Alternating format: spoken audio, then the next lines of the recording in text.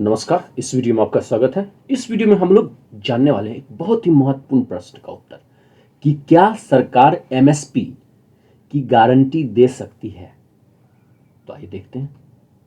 सबसे पहले तो अभी हम लोग सभी जानते हैं कि दिल्ली बॉर्डर पर किसानों का आंदोलन चल रहा है और उनकी सबसे बड़ी मांग है कि सरकार एमएसपी की गारंटी दे। तो एमएसपी क्या है? एमएसपी का अर्थ है मिनिमम सपोर्ट प्राइस, अर्थात न्यूनतम समर्थन मूल्य।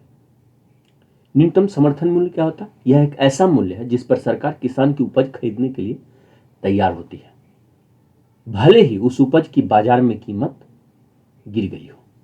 यानी सरकार एक गारंटी देती है कि इस कीमत पर हम खरीद रहे हैं और उसी कीमत पर सरकार खरीदती है।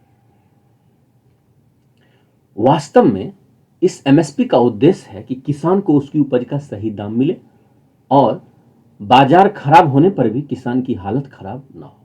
यानी किसान को उनकी उपज का एक सही दाम मिले, यही एमएसपी का उद्देश्य है।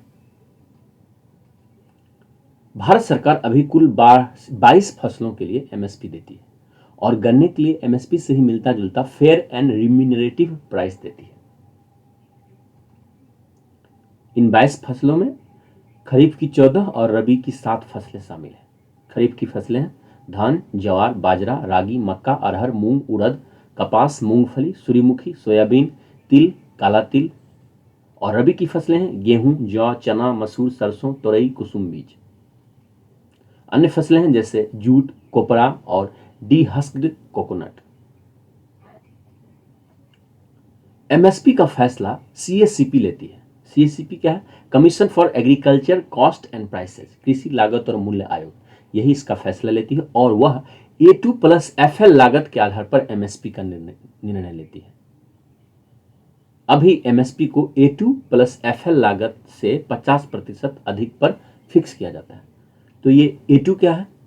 A2 लागत से तात्पर्य है किसान के द्वारा किया गया सब प्रकार का खर्च। इसके लिए खाद, बीज, कीटनाशक, मजदूरी, जमीन को लीज पर लेने की लागत, डीजल या बिजली का बिल, सिंचाई आदि सब प्रकार के खर्च जो किसान वहन करता है वो सब जोड़े जाते हैं A2 लागत में। और एफएल क्या है? एफएल है अनपेड फैमिली लेबर, यानी किसान अपने परिवार के लोगों को या किसान स्वयं भी जो श्रम करता है उसकी कीमत। 2004 में एक राष्ट्रीय आयोग बना था किसानों के लिए, नेशनल कमीशन ऑन फार्मर्स। इसके अध्यक्ष थे एमएस स्वामीनाथन। उन्हीं के नाम पर इसे स्वामीनाथन आयोग भी कहा जाता है। इस कमीशन का सुझाव था कि सरकार एमएसपी का निर्धारण C2 लागत के 50% अधिक पर करे। तो C2 लागत क्या है? C2 लागत को पाने के लिए क्या किया जाता है? A2+FL में अनुमानित भूमि किराया और खेती के लिए उधार लिए गए धन पर ब्याज को भी जोड़ दिया जाता है। यानी किसान, अगर कोई किसान है वो उसने कोई भूमि लीज पर लिया या किराए पर लिया, रेंट पर लिया है, या उसने कहीं से धन उधार लिया, तो उस पर जो ब्याज अदा होगा वो भी A2+FL में जब जोड़ दिया जाता है तो C2 लागत हमें प्राप्त होता है। और इस आयोग एमएस स्वामीनाथन आयोग का कहना था कि A2+FL के बजाय C2 लागत के आधार पर जो है एमएसपी का निर्धारण हो और वह जो है वो C2 लागत से 50% अधिक पर निर्धारित हो।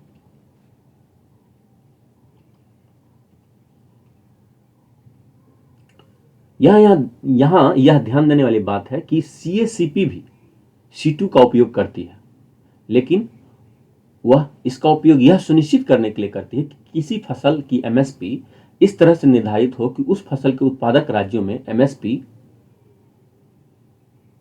इन सभी C2 लागतों से ज्यादा ना हो तो कम भी ना हो। यानी एमएसपी जो हो वो इस तरह से निर्धारित हो कि C2 लागत के लगभग बराबर में रहे।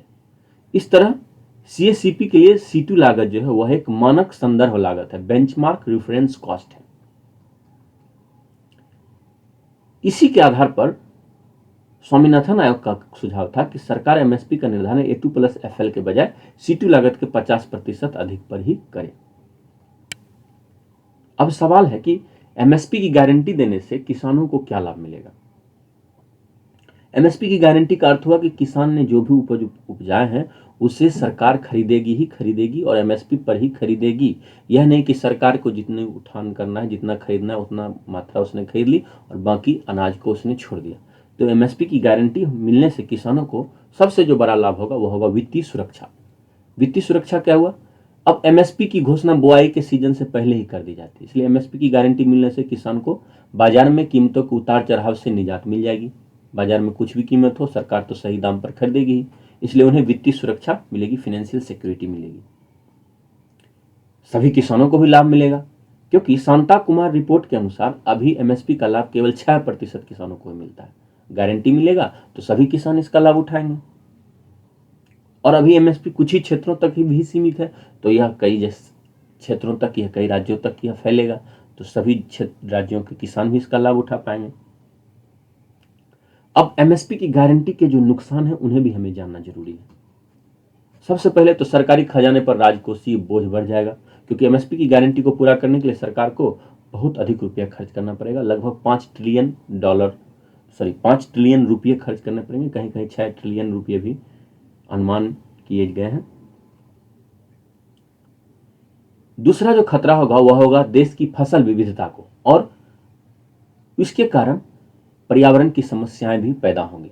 जैसे एमएसपी की गारंटी के बाद किसान अधिक एमएसपी दरों वाली फसलों को उपजाने के लिए प्रेरित होगा। इससे क्या होगा, ऐसी फसलों को उनके लिए जो उपयुक्त क्षेत्र नहीं है वहां भी उपजाया जाने लगेगा। जैसे मान लीजिए सूखा प्रभावित क्षेत्र में गन्ने को उत्पादन करना, जबकि गन्ना तो अधिक जल चाहिए उसके लिए। इससे क्या होगा, पर्यावरण की समस्याएं पैदा होंगी, जैसे जल स्तर नीचे चला जाएगा, वाटर टेबल प्रदूषित हो जाएगा, सूखा की स्थिति होगी, तो इससे किसानों को भी दूसरी समस्या होंगी और पर्यावरण को भी दूसरे तरह की समस्या होंगी। महंगाई में भी वृद्धि होगी, क्योंकि एमएसपी की गारंटी दिए जाने से एमएसपी से नीचे किसी फसल की बाजार कीमत नहीं होगी। क्यों, किसान कम कीमत में बेचेगा ही नहीं, इससे बाजार में चीजों की कीमत बढ़ेगी और उसका प्रभाव जो है गरीब और मध्यम वर्ग पर पड़ेगा और किसानों पर भी पड़ेगा, क्योंकि किसान सारी फसलें तो उपजाएगा नहीं, वह गेहूं उपजाएगा या चावल उपजाएगा, लेकिन दाल, तेल, तो बहुत सारी जो फसलें हैं उन्हें वह अधिक कीमत में खरीदेगा, तो कहीं ना कहीं किसान को महंगाई की मार झेलनी पड़ेगी। बाजार की शक्ति पर कृत्रिम नियंत्रण। अब एमएसपी की गारंटी देने से क्या होगा कि बाजार जो फसलों की कीमत निर्धारित करता है, जिसे एडम स्मिथ ने अदृश्य हाथ कहा है, वह क्या होगा, वह प्रभावित हो जाएगा, क्योंकि बाजार के जो निजी क्रेता है वह एमएसपी दर पर किसी फसल को खरीदने से बचेंगे, क्योंकि ये दरें तो कृत्रिम रूप से बढ़ाई हुई हैं रहेंगी, सरकार के द्वारा बढ़ाई हुई रहेंगी ये दरें। वह विदेश से सस्ते दर पर आयात कर सकता है बनिस्पत भारत से खरीदने के।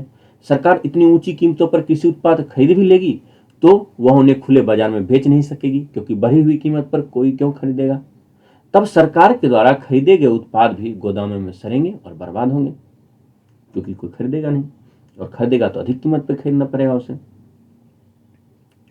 अब एमएसपी की गारंटी जो है वह विश्व व्यापार संगठन डब्ल्यूटीओ के सब्सिडी सिद्धांत के भी विपरीत है। उच्च सब्सिडी को वैश्विक व्यापार को बिगाड़ने का कदम माना जाता है। इससे माना जाता है कि ग्लोबल ट्रेड जो है वह खराब हो रहा है। क्यों, क्योंकि कोई देश अधिक सब्सिडी देगा तो वह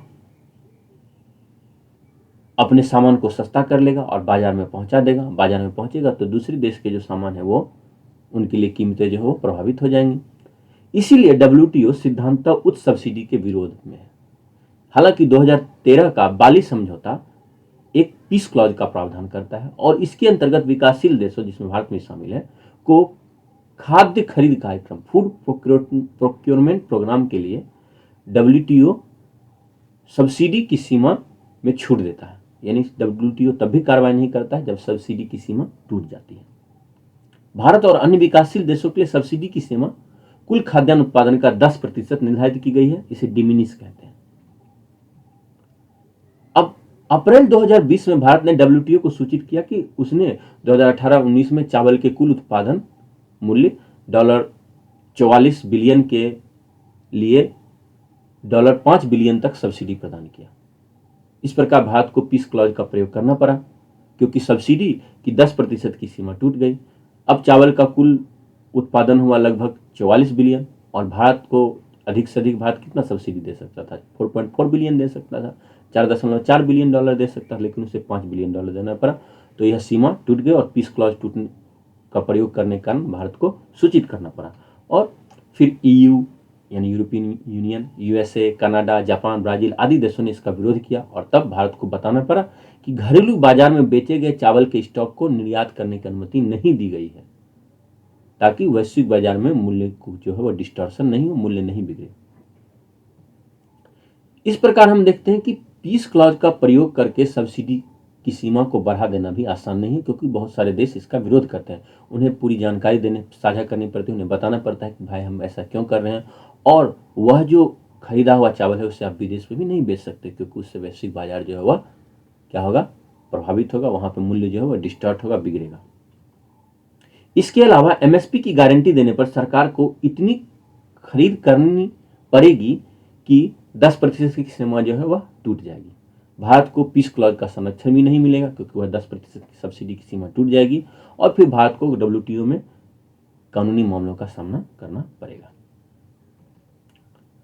अभी इसके समाधान के लिए भारत ने अबू धाबी में आगामी मंत्री स्तरीय बैठक में सब्सिडी की सीमा के अस्थायी समाधान के लिए खाद्य सब्सिडी सीमा की गणना करने के फॉर्मूले को ही संशोधित करने का प्रस्ताव रखा है। इसके अलावा सब्सिडी की एकमुश्त सीमा की जगह प्रति किसान सब्सिडी की सीमा निर्धारित करने की भारत मांग कर रहा है। जैसे अमेरिका में प्रति किसान सब्सिडी लगभग $40,000 है और भारत में प्रति किसान सब्सिडी जो है वह $300 ही है। तो भारत यह चाहता है कि प्रति किसान सब्सिडी की सीमा निर्धारित की जाए। इससे क्या होगा, भारत में किसान अधिक है तो सब्सिडी की सीमा जो है वह कम हो जाती है, अमेरिका में किसान कम है तो सब्सिडी की सीमा जो है प्रति किसान सब्सिडी की सीमा बढ़ जाती है। अगर प्रति किसान सब्सिडी की सीमा ही निर्धारित कर दी जाए तो फिर भारत के लिए अधिक लाभदायक होगा, तो भारत इसके लिए प्रयास कर रहा है। कृषि से जुड़े सेक्टरों में भी एमएसपी की सुविधा की मांग की जाएगी, जैसे डेयरी करने वाले, बागवानी करने वाले, मत्स्य पालन करने वाले और अन्य कृषि से जुड़े हुए क्षेत्रों, एग्रीकल्चर एलाइड सेक्टर्स जो है वहाँ काम करने वाले लोग भी एमएसपी की मांग करेंगे और फिर किस सरकार पर और अधिक वित्तीय दबाव बढ़ेगा और चीज़ें और भी महंगी होंगी। खरीदे गए अनाज के भंडारण और सही प्रयोग की भी समस्या आएगी, क्योंकि एमएसपी की गारंटी देने पर सरकार सारा अनाज खरीदेगी तो उसका भंडारण करना करेगी, और अभी ही सरकार जितना अनाज खरीदती है और उसका सही भंडारण जो है एफसीआई यानी फूड कॉर्पोरेशन ऑफ इंडिया नहीं कर पाती है।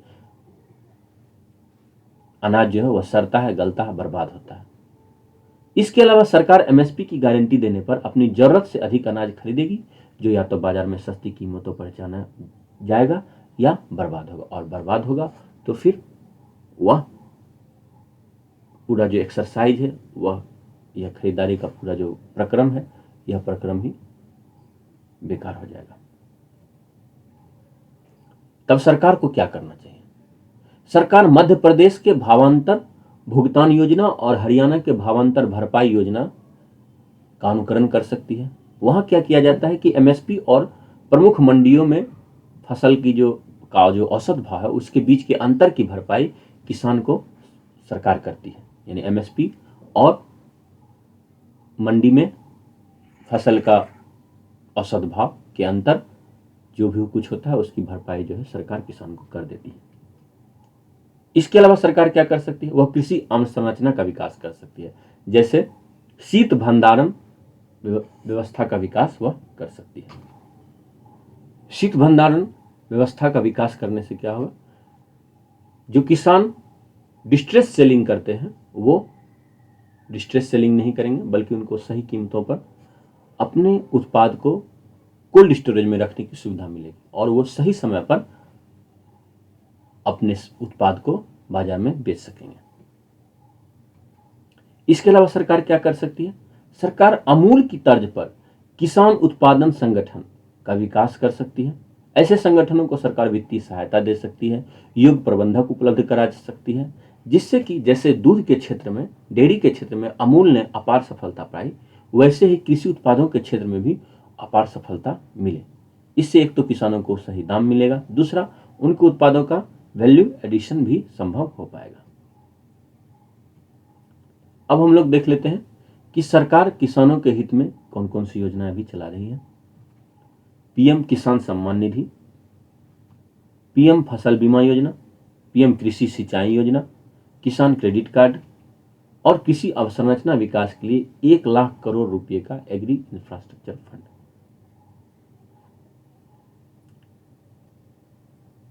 तो अब तक आप इससे क्लियर हो गए होंगे कि जो एमएसपी की गारंटी है देना, वह सरकार के बस की बात नहीं है। सरकार एमएसपी की गारंटी नहीं दे पाएगी, क्योंकि इसके बहुत ही राष्ट्रीय ही नहीं बल्कि अंतर्राष्ट्रीय भी चिंताएं हैं इससे जुड़ी हुई, पर्यावरण से जुड़ी हुई चिंता है। उम्मीद करता हूं कि ये वीडियो आपको बहुत ही पसंद आया होगा। आपको यह वीडियो कैसा लगा ज़रूर बताएं। अगर आपको अच्छा लगा तो ज़रूर इसे लाइक करें। चैनल को अगर आपने सब्सक्राइब नहीं किया तो सब्सक्राइब कर लें, और इस वीडियो को शेयर करें, कमेंट करें कि और क्या सुधार किया जा सकता है। उम्मीद करता हूँ कि आप अच्छे से होंगे। बहुत बहुत धन्यवाद।